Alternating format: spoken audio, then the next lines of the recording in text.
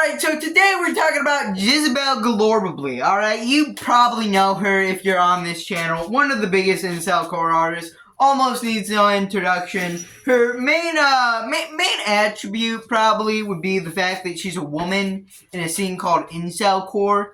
You know, that's pretty goofy, that's pretty crazy. But today I decided to revisit her sophomore album, Chunk, to see if it deserves to be called a classic, because I believe it's her most popular, or at least it contains her most popular song, which we're going to get into right now. Snailman gave this 9 out of 10. Iconic, alright? It's a great opener, great energy, catchy hook. If you're an incelcore fan, you know this song by heart, probably word for word. Yeah, I don't know what I could say about it. It's fun, it's catchy, it deserves to be a hit, alright?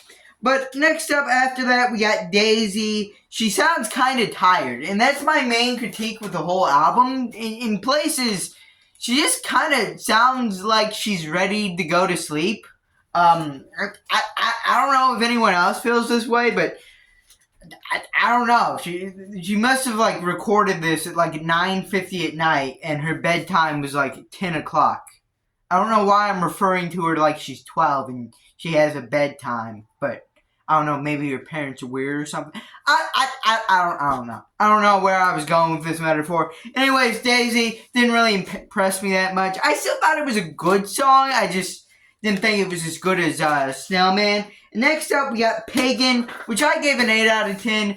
I kind of think the Maniac cover's a little bit better than the original. That may be a bit of a hot take. If you haven't heard Maniac's version of Pagan, dude, go check it out. I think he does a great job with the song. But the song itself is great. It's kind of falls into the genre of incelcore on social commentary, and I kind of like this whole image of the world falling apart and her just being along for it and being miserable throughout it. I kind of like the imagery it paints. I kind of like the dramatic close to the last chorus. I like it. Alright, 8 out of 10. Next up, we got POV, Your Corpse.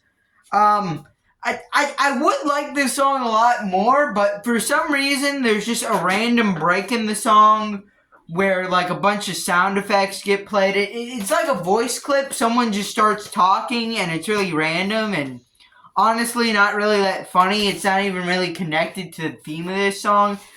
There's also a few out-of-place lyrics, like, POV, you're a corpse. POV, you're a nurse. You help when people get hurt. Like, what did the nurse have to do with anything? I was kind of like thrown off by that. Like, what was the relation? But I don't know.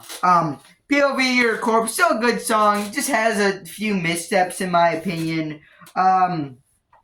Next up, we got Green Country, 6 out of 10. Sounds like just about everything else off of this album I've heard already. It just feels like another song on this album. To be honest, it feels like I could very easily forget it.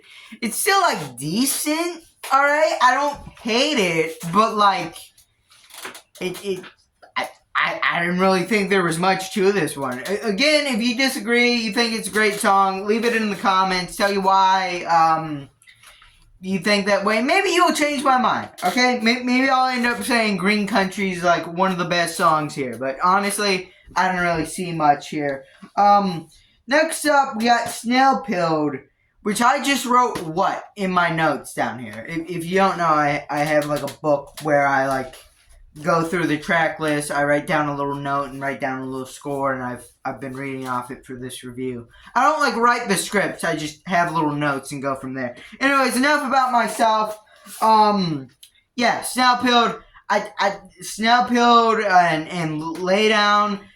I didn't really know what's going on here. There's heavy auto-tune, the beat's all crazy, and this just genuinely came out of nowhere, and I didn't really find it that pleasant. I was just like, what, why? And that's why it kind of landed right smack dab in the middle for me, like 5 out of 10. Next up, we got Deep Web, gave it a 7 out of 10. This kind of is like an EDM song. This is kind of like something I could hear in like the early 2010s. Like, it genuinely sounds like something that would play on the radio. But Jezebel puts like a cool spin on that with like the whole like dark lyrics about suicide and all this stuff. And I think honestly that's what incelcore kind of strives in, taking these kind of mainstream normie genres with these typically very upbeat lyrics or very like, oh guys, we gotta fight the power, we gotta do this, and turning them into something much more dark, something much more depressing.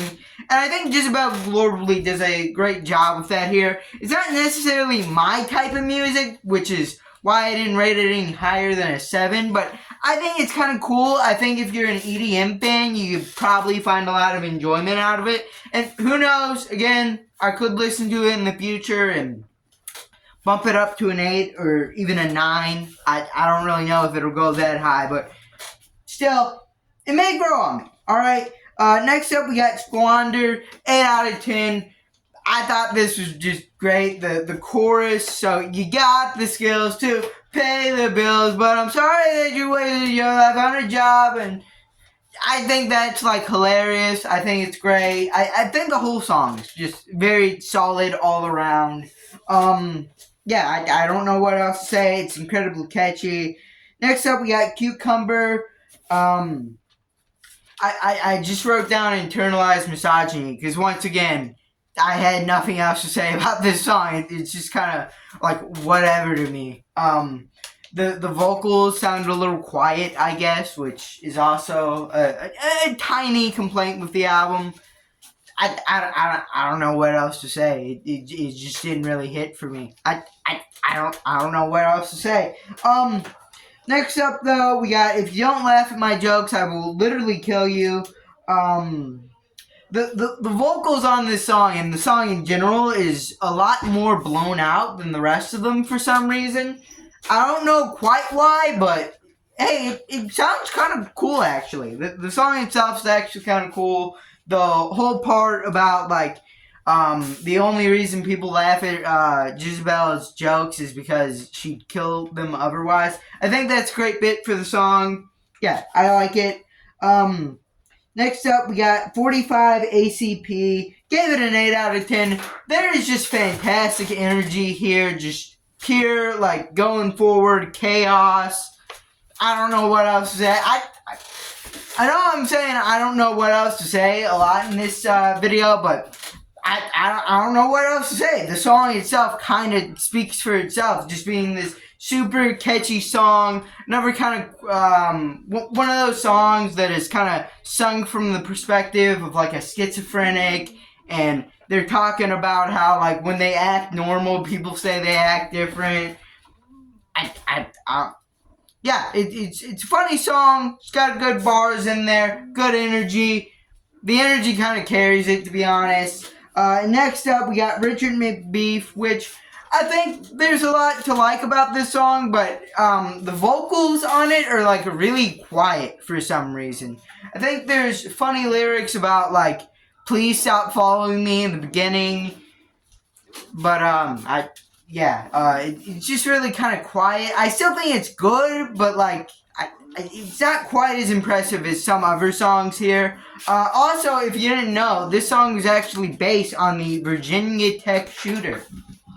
Yeah, so if you didn't know that, now you know.